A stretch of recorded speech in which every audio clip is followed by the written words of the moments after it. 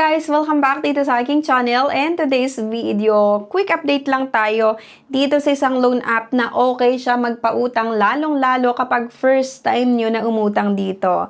So para sa mga first time kasi talaga, mababa yung mga kinakaltas nila, mababa yung mga fees nila, yung mga charges nila, and yun lang din yung napansin ko bilang isang user ng loan app na ito. Kapag first time na umutang, mababa talaga yung mga charges niya. Pero kasi parang napapansin ko na pag tumatagal, medyo lumalaki din unti yung mga charges niya. Pero kasi kapag i-compare naman natin yung loan app na ito doon sa iba't ibang mga nagsisilabasan na pautangan online, yung mga app sa Google Play Store and sa App Store, mas okay naman yung loan app na ito.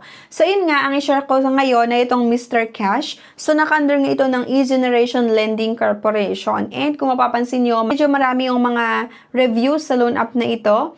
At nasa mahigit 1 million downloads na rin. So, ibig sabihin, marami na rin yung nakapag-try na umutang nga sa loan app na ito.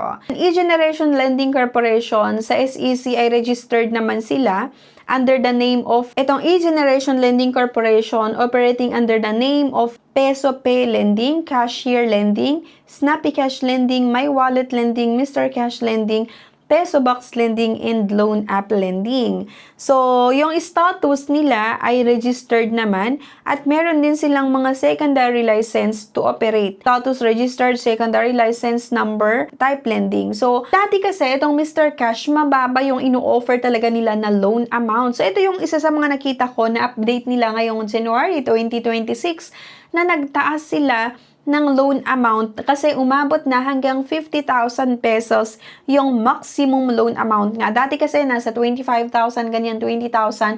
Pero ngayon, akalain mo, nagtaas sila hanggang 50,000 pesos na credit limit.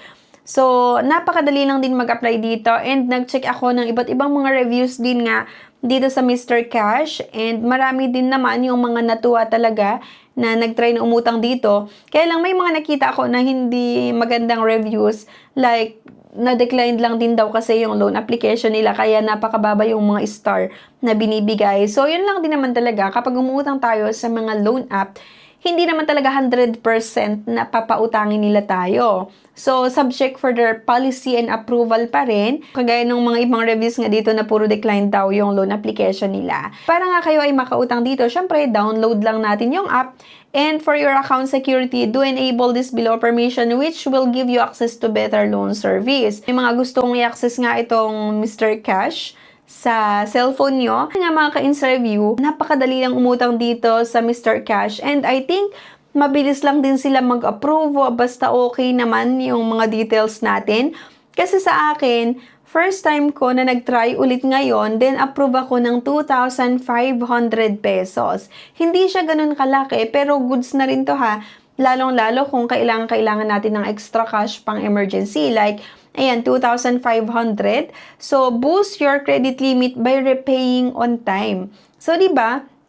Nakakatuwa lang na nag-offer itong Mr. Cash kasi marami akong na-try nga, di ba, ng mga loan app ngayong 2026 na puro declined. Dahil lang din siguro sa mga katatry ko noong 2025 or last year ng iba't ibang mga loan apps, sinusubukan kong umutang kasi nga gumagawa ako ng aking honest review, and puro decline. Pero, di ba, kalain mo, okay yung status or okay yung application ko dito sa Mr. Cash. So, nag-offer sila ng 2,500 pesos.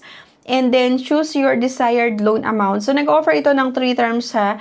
181 days na desired terms. Ayan, actual loan subject to approval. Get a longer term by repeat borrowing. So, ganun lang din naman talaga kahit saang loan app tayo. Sa first loan, nag-offer sila ng mas mababa or short term lang, like 18 days, 1 month.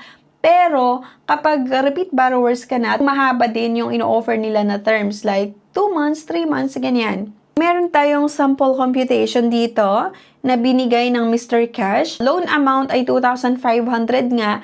Meron itong service fee na 9%, 225, plus daily interest rate na 270. Ang ipapadala lang nila ay 2,275, and yung amount due ay 2,645 pesos. Meron din itong terms, installment nga, pay in every 15 days for the 1 to 2 terms, no? 181 days. Ito yung nilagay nila na breakdown or installment plan. So, actual due date start counting from the date of disbursement. For example, ito, Total pay per installment, ayan, principal 1,187 plus interest 135. So, first payment ko 1,322. Second payment ay 1,188 plus 135, 1,323. And then, the third payment ko sa June 10, 2026, 125 pesos waiver. Pwede naman daw itong mai-waive basta makapagbayad ako sa first and second payment ko. Diba? So, sabi ko nga sa inyo, itong Mr. Cash ay okay na rin utangan ha. Hindi siya nag-o-offer ng malaking amount kapag first time natin na umutang, pero medyo mas mababa naman itong service fee at yung ikakaltas nila. Kasi doon sa 2,500, ang ipapadala nila ay 2,275.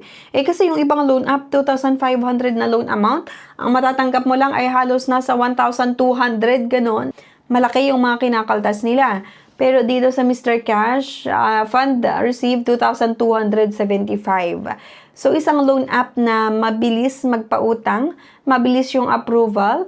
Short term lang siya sa first loan. Habang inuulit mo na umutang dito, ay tumataas din or humahaba yung terms na ino-offer nila hanggang 50,000 na credit limit. Okay? So, yun lang. And share ko lang sa inyo. Pero disclaimer lang ha, hindi ako binayaran ng Mr. Cash para i-endorse sa inyo. So, based lang ito sa sarili kong experience na rin, na nakita nyo naman yung sarili kong pag-try nga sa loan app na ito. So, isa ito sa medyo okay utangan, lalong-lalo kapag first time nyo na umutang. Pero, based lang din kasi sa, yun nga, sa experience ko before, nung umutang ako dito, habang lagi akong binabalikan ito para umutang or nagre-repeat borrow ako sa loan app na ito, parang medyo tumataas din yung mga charges niya. Desisyon nyo pa rin kung utang kayo dito. Pero yun nga, bago kayo umutang, gumawa na lang din kayo ng sarili nyong research. Maaring okay yung experience ko. Pero merong iba na hindi maganda yung naging experience nila dito sa Mr. Cash. Okay? So, nasa sa inyo pa rin yung desisyon. Wala nga akong kinalaman sa anumang desisyon na gagawin niyo. Kung utang kayo dito or hindi, sa akin lang, gumagawa ako or nag-share ako ng aking honest review para magkaroon lang din kayo ng idea bago nyo pa utangan yung isang loan app. Pero, kagaya nung sinasabi ko na ngayong 2026, sana bagong buhay na tayo, mag-stop na sa pangungutang sa iba't ibang mga loan apps. So, doon tayo sa legit na utangan, di ba? Sa mga bangko, or sa mga kooperatiba, di ba, sa inyong lugar. Okay? So, yan lang. Thank you for watching. Please don't forget nga to like, share, and subscribe. And don't forget to click the bell icon dyan sa baba para maging updated nga kayo sa mga susunod na videos na i-upload natin or i-share natin dito sa aking channel. Thank you and see you sa aking next vlog. Bye!